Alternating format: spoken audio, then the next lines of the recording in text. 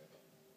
Niin, Mercedesen kohdalla tietysti Kiina toivottavasti on ollut tämä ongelma vähän, että aikaa jossa yhdellä kerralla vauhti on ollut hyvä, mutta rengaskulma kisassa on sitten vähän hidastanut tai estänyt, niin kuin Niko sanoi hyvin, estänyt sen vauhdin ylläpitämisen, kun renkaat sulaa alle.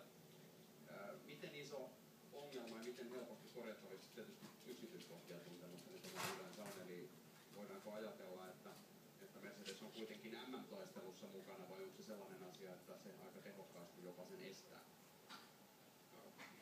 En mä osaa sanoa, miten helposti se on korjattavissa, että auton säätyyppöhän se on, mutta niin kuin, mä luulen, että iso juttu siinä on se, että Niko pääsee ihan yksinään koko ajan. Et esimerkiksi kun Suvi oli Niko perässä lähdössä Kiinassa, niin pysyi perässä 2-3 kierroa, se on pikkuhiljaa putoamaan koko ajan.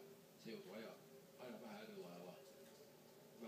Vähemmän tulee ilmaa siiville ja auto liukuu vähän enemmän koko ajan. Ja se ei saa ajattaa omaa pyörät ajolinjaa ja joutuu vähän ehkä katselemaan peileihin